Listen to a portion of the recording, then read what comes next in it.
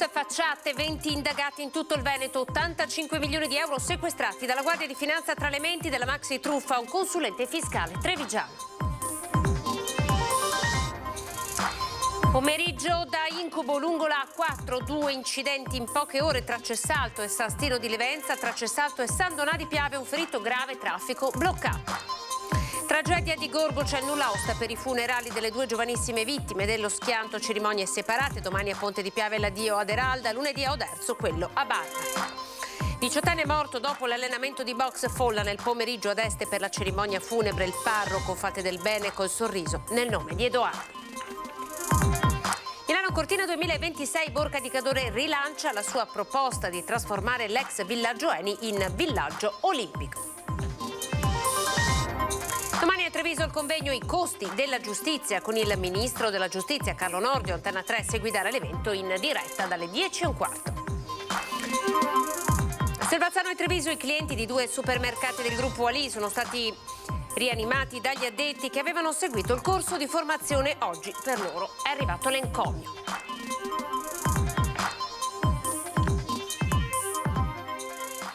Buonasera TG Veneto, partiamo con la cronaca. La truffa, la maxi truffa del bonus facciate, la mente pare fosse, anzi abbiamo sentito ovviamente anche il suo avvocato, per questo un consulente trevigiano. Facciamo subito il punto con il servizio di apertura. Bonus facciate, scoperta maxi truffa per oltre 85 milioni di euro in crediti fiscali, ora sequestrati dalla Guardia di Finanza con la Procura di Treviso, che ha indagato a vario titolo 20 persone. Treviso, Venezia, Padova, Rovigo, con altre sparse in tutta Italia, tra le province in cui risiedevano i truffatori, per lo più dell'Est Europa e Nigeria. Indagine ancora in corso e partita nel 2021 grazie a una segnalazione di un'impiegata delle poste centrali del capoluogo trevigiano, insospettita dall'ingente richiesta dell'apertura di partite IVA per società che si è scoperto essere per lo più fittizie di giovani dell'Est. Aprivano conti correnti con poche migliaia di euro che misteriosamente centuplicavano nel giro di pochi giorni. E che avevano comunicato di aver eseguito in tempi brevissimi, in tempi strettissimi, lavori per diversi milioni di euro.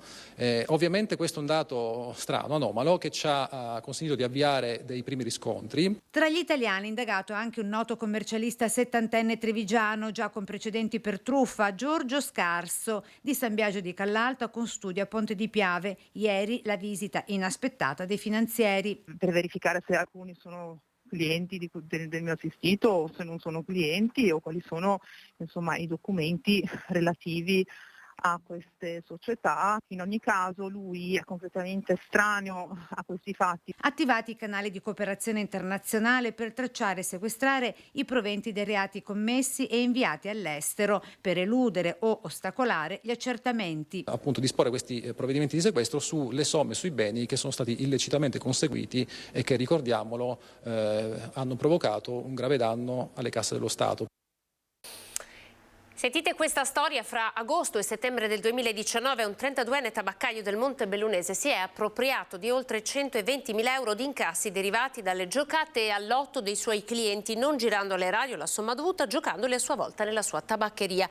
Un comportamento che ha indotto la Corte dei Conti del Veneto a condannare il 32enne a pagare a favore dell'Agenzia delle Dogane e del Monopoli la somma di 125.000 euro, oltre agli interessi da calcolare fino a quando l'effettivo pagamento non sarà avvenuto. Il difensore del tabaccaio ha spiegato che l'uomo è affetto da una gravissima forma di ludopatia e che il suo assistito non era cosciente di violare gli obblighi di servizio, obbedendo ad un impulso irresistibile che lo costringeva a giocare a tutti i costi, impiegando senza rendersene conto qualunque somma di cui avesse disponibilità. Da quella richiesta di rigettare la domanda di condanna o, in seconda istanza, di ridurre l'importo. La Corte dei Conti però è stata irremovibile. In sostanza, la ludopatia non avrebbe reso l'uomo incapace di rendersi conto dell'illegittimità della sua condotta. 2 incidenti in A4, sempre il tratto maledetto, evidenti problemi al traffico. Vediamo.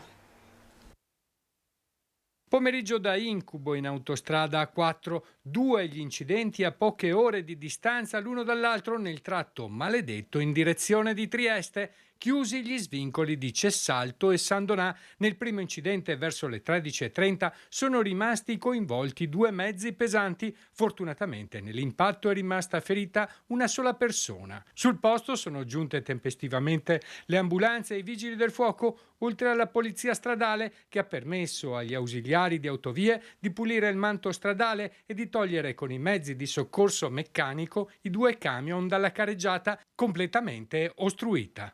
Il secondo schianto è avvenuto verso le 16 tra San Donà e Cessalto, sempre in direzione di Trieste, con inevitabili lunghe code.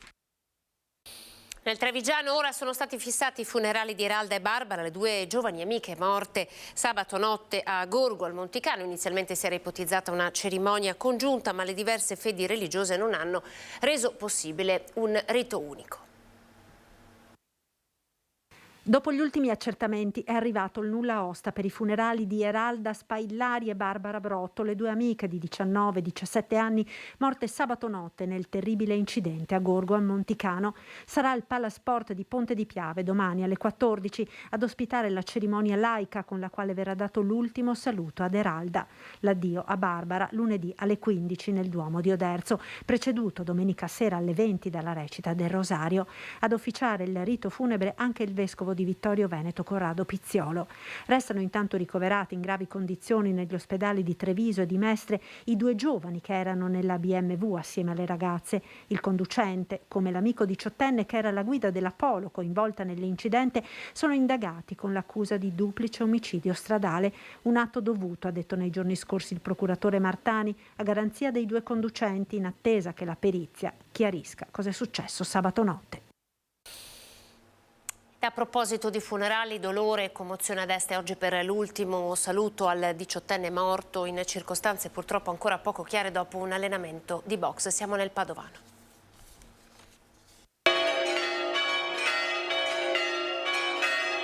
Erano in tantissimi ad accompagnare Edoardo Zattin nel suo ultimo viaggio. La bara, ricoperta di fiori, del giovane morto durante l'allenamento di box è entrata nella chiesa della parrocchia di San Girolamo di Este tra 2 ali di folla. La commozione palpabile dentro e fuori la chiesa. Tanti ragazzi, gli amici di Edoardo, per sostenere la famiglia del giovane distrutta da un dolore ancora senza spiegazione. Nella sua omelia il parroco ha ricordato il valore dell'amicizia che non deve essere mai tradito ma portato sempre nel cuore. Vorrei che nel nostro cuore, come scriveva Giacomo, il fratellino scriveva così: ricordati Edoardo che tu sei un ricordo indelebile per me nel cuore. Non vogliamo tradire l'amicizia per Edoardo, mai. Diventiamo sorridenti con gli altri, perché tutti abbiamo bisogno. Usiamo parole buone per gli altri, perché tutti ne abbiamo bisogno. Siamo orgogliosi quando facciamo il bene, sia perché lo facciamo, ma sia perché non siamo qui per niente. Siamo qui per dire ad Edoardo che siamo certi che la sua amicizia noi non la tradiremo. Tanti gli amici che avrebbero voluto leggere un messaggio ad Edoardo. Il parroco ha annunciato che verrà organizzato un altro momento per riunire tutti coloro che hanno voluto bene al giovane. Alla fine la sorella Giulia ha letto la poesia di Cesar Valeio, A mi hermano. Edo, ti sei nascosto una notte di febbraio e il tuo cuore gemello di queste sere estinte si è stancato di non trovarti e già si allunga l'ombra sull'anima. Senti, fratello, non tardare a tornare, d'accordo? La mamma potrebbe preoccuparsi. Quando la bara è uscita, un lungo applauso ha salutato per l'ultima volta il diciottenne.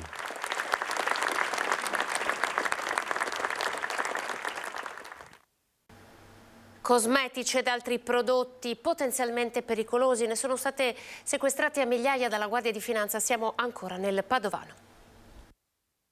La Guardia di Finanza di Padova ha sequestrato oltre 420 prodotti per la cura della persona e l'igiene contenenti una sostanza vietata e ben 1.600.000 articoli per negozi irregolari e potenzialmente pericolosi per i consumatori. Dopo una serie di indagini, le Fiamme Gialle hanno individuato 2 negozi. Un primo intervento è stato fatto dalla compagnia di Piove di Sacco in un esercizio commerciale che vendeva cosmetici contenenti una molecola, nota anche come Lilial, inserita tra le sostanze considerate cancerogene o tossiche e vietate in quanto messe al bando sul mercato europeo. I prodotti, profumi, deodoranti, creme, prodotti per l'igiene personale, sono stati sequestrati e il rappresentante legale denunciato alla Procura della Repubblica. Nel corso di un altro servizio, il gruppo Padova ha eseguito un controllo presso un'attività commerciale in zona industriale, dove sono stati trovati 600.000 articoli di vario genere, espositori di monili, parti di manichini e blister potenzialmente pericolosi, privi di indicazioni utili per prevenire i rischi. Scoperto anche un magazzino, del quale il commerciante aveva taciuto l'esistenza, dove erano stoccati un ulteriore 1 milione di prodotti con le medesime irregolarità, segnalato il titolare della ditta alla Camera di Commercio di Padova. Parliamo di autonomia, non è mai stata così vicina, lo dice Roberto Ciambetti, che a Roma ha incontrato il ministro Calderoli insieme agli altri presidenti di Consiglio regionale. Io devo dire che sinceramente questa volta sono più fiducioso di altre occasioni. Per l'autonomia questa è davvero la volta buona, secondo Roberto Ciambetti, reduce assieme agli altri presidenti di Consiglio regionale da un incontro col ministro per gli affari regionali e le autonomie Roberto Calderoli. Raggiunto dal caso Formaggio Cecchetto durante una missione diplomatica a Bruxelles, Ciambetti è rientrato a Venezia per la seduta del Consiglio di Presidenza che proporrà 5 giorni di sospensione per Gio Formaggio, poche ore dopo aver incontrato Calderoli a Roma. Siamo entrati nello specifico e nei particolari del suo provvedimento che è stato approvato appunto la settimana scorsa o l'altra settimana in conferenza Stato-Regioni, e noi come consigli regionali siamo comunque resi disponibili ad accompagnare questa importante riforma, perché comunque poi saranno i consigli regionali che dovranno far recepire e incardinare nell'ordinamento regionale le nuove competenze. Incontri come quello tra il ministro Calderoli e i presidenti dei consigli regionali sono prassi dopo l'insediamento di un nuovo governo, ma è evidente che questa volta le circostanze politiche sono tali da aver reso l'appuntamento uno snodo importante nel processo di riforma amministrativa che porta all'autonomia differenziata. L'approvazione da parte del Consiglio dei Ministri ha dimostrato che questo governo, rispetto ad altri precedenti che avevano preso impegni che poi non hanno mantenuto, questa maggioranza uscita dalle urne e politica come non capitava da parecchio tempo, vuol mantenere questi impegni. Quindi questa volta sinceramente io sono ottimista che finalmente l'autonomia arriverà. Consiglio dei Ministri a Cutro, tema quello dell'immigrazione. Abbiamo sentito su questo un commento di Beppe Caccia. Dopo il Consiglio dei Ministri convocato dalla Premier Giorgia Meloni a Cutro in Calabria, è durissima la reazione del veneziano Giuseppe Beppe Caccia, capo missione di Mediterranean Saving Humans, unica organizzazione non governativa che ha la nave Mare Ionio battente bandiera italiana. Quello che colpisce del Consiglio dei Ministri che si è svolto ieri a Cutro è innanzitutto l'assoluta mancanza di rispetto verso le vittime, i loro familiari, i sopravvissuti, che non sono stati neanche degnati di un saluto, delle condoglianze, della vicinanza del governo.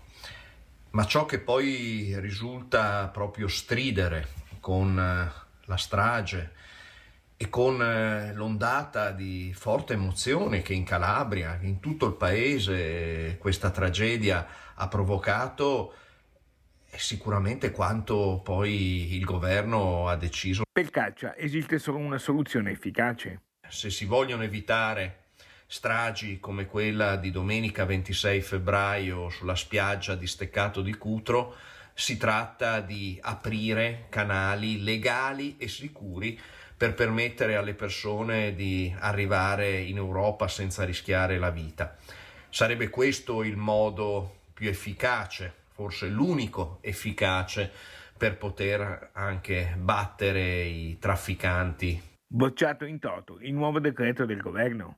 Invece di dare risposte a queste domande, si è ancora una volta scelto, con il decreto che è stato approvato, di chiudere gli spazi, di restringere ulteriormente i criteri per il riconoscimento della protezione umanitaria straordinaria, di costruire e gestire nuovi centri di detenzione amministrativa.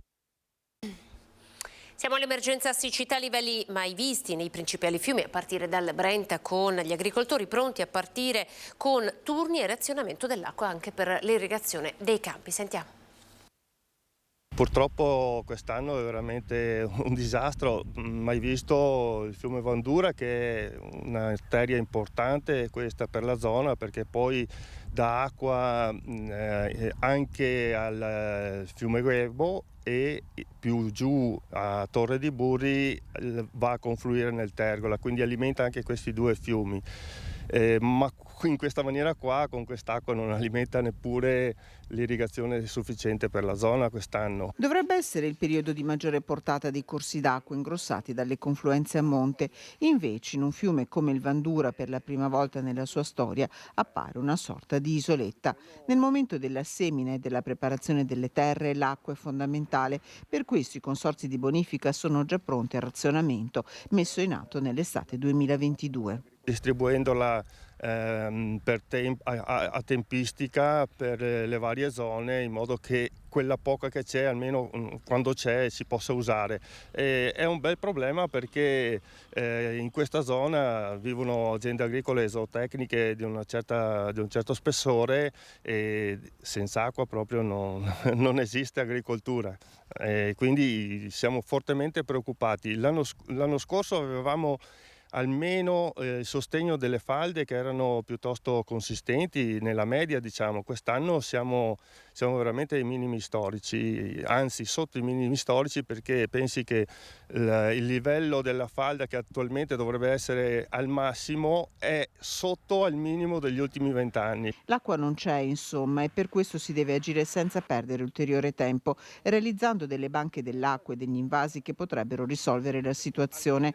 Non basta però parlarne, si deve passare velocemente ai progetti come quello della diga del Vanoi, fermo in regione da molto tempo. Quella potrebbe, diciamo, sostenere le necessità anche di questa zona, perché il Consorzio Brenta nella sua gestione, avendo questa disponibilità di acqua a monte, potrebbe rilasciarne anche nel comprensorio di acque risorgive e alleviare quei problemi che stiamo vivendo. Velocemente potremmo fare dei piccoli bacini e sfruttare le cave che sono dismesse come serbatoio per incamerare l'acqua che poi ci serve quando manca. Olimpiadi Milano Cortina 2026, Borca di Cadore rilancia la sua proposta. Sentiamo di cosa si tratta. Olimpiadi invernali del 2026. Da Borca di Cadore viene rinnovata la candidatura dell'ex villaggio Eni, che avrebbe già disponibili circa 850 dei 1200 posti richiesti. Il sindaco lancia la proposta con una conferenza stampa e ora si aspetta che da Palazzo Balbi arrivi una risposta. Non mi metta in mano cose che non ho detto, no? L'ha citato quante volte? La Regione è interessata alla cosa perché deve seguire le infrastrutture, quelle che ci sono in Veneto, no? E ha nominato un referente, no? Zaia speriamo di sentirlo. Io mi aspetto, dopo questa conferenza stampa, mi aspetto che mi chiamino loro, non che devo andare io a Canossa. Villaggio olimpico del 2026 o meno, l'obiettivo è già il 2027, con la possibilità di portare nel villaggio una o anche più università, scongiurando il rischio che le strutture si trasformino in seconde case, ma diventino semmai occasioni di residenzialità per i lavoratori e le famiglie che gravitano nella valle. Progetto su cui si allineano tanto la provincia di Belluno, che ha ospitato la conferenza stampa, come l'Unione Montana della Valle del Boite. Non sarebbe una struttura che viene costruita dopo e poi cancellata, ma sarebbe una struttura appunto che viene ripresa, anzi rimessa in funzione, e questo probabilmente è il concetto più corretto e più similare di sostenibilità, che è poi il motto sotto il quale noi abbiamo vinto le Olimpiadi, grazie al quale appunto ci sono state assegnate le Olimpiadi. Mi aspetto che la regione o chi per essa o anche mi chiami o anche il commissario di Sant'Andrea dice che casino hai fatto su con questa roba qui? Ho fatto una proposta, vogliamo parlarne? Se vogliamo parlarne venite, ne parliamo o vengo io a Roma dove volete. Domani al Centro Congressi Santa Caterina siamo a Treviso alle 10:30. Il convegno promosso da Confartigianato Veneto dal titolo I costi della giustizia vedrà tornare in città il ministro della giustizia Carlo Nordio, un evento che Antena 3 seguirà in diretta a partire dalle 10:15. Appuntamento anticipato dunque domani mattina con la nostra prima edizione per il convegno I costi della giustizia. Selvazzano e Treviso, i clienti di 2 supermercati del gruppo Ali sono stati rianimati dagli addetti che avevano seguito il corso di formazione per utilizzare i defibrillatori. Oggi sono stati premiati. Alberto. Grazie. A gennaio in 2 diversi supermercati, a Selvazzano Dentro e a Treviso, l'intervento dei dipendenti del gruppo Ali ha salvato la vita a 2 clienti colpiti da arresto cardiaco. L'azienda ha quindi deciso di premiarli con un encomio.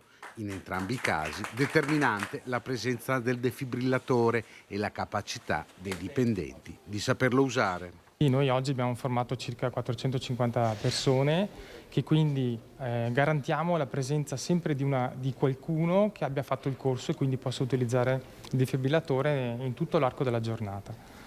Oltre a quello noi ovviamente facciamo anche i corsi per il primo soccorso, perché anche quello è estremamente importante. Il primo soccorso è una cultura, no? Che la cultura della formazione per il primo soccorso insieme al sangue freddo, a prendere la decisione giusta in pochissimi attimi, ci ha dato in questo caso la possibilità di salvare 2 persone.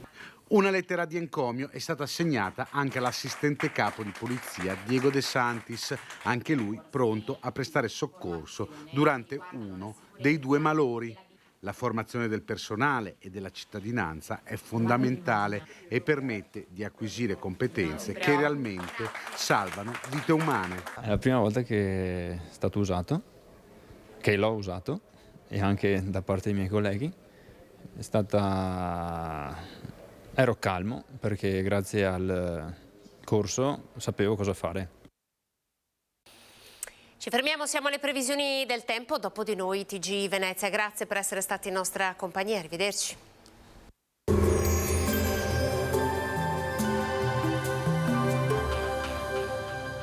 Cooperativa Agricola Volpago offre carne fresca di prima qualità. Ci trovi a Volpago del Montello, Pieve del Grappa, Tre Baseleghe e presso lo spaccio del contadino a Dolo e Massanzago.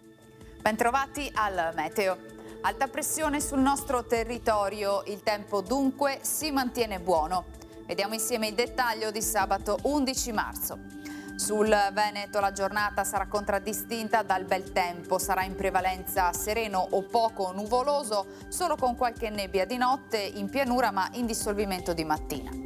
Temperature con andamento piuttosto irregolare ma saranno comunque gradevoli, minime comprese tra 2 e 6 gradi, massime tra 11 e 16 all'incirca. Spostiamoci ora sul Friuli Venezia Giulia. Anche in questo caso cielo in prevalenza poco nuvoloso con qualche addensamento ma prevarrà insomma il sole. Temperature minime tra 4 e 6 gradi, massime sui 13-15 gradi. Infine diamo uno sguardo al Trentino Alto Adige dove avremo poche novità, sarà anche qui per lo più soleggiato, salvo una maggiore nuvolosità verso sera. Temperature minime intorno ai 4 gradi, massime sui 16-17 gradi. Dal meteo di Antena 3 per ora è tutto, grazie per l'attenzione, arrivederci.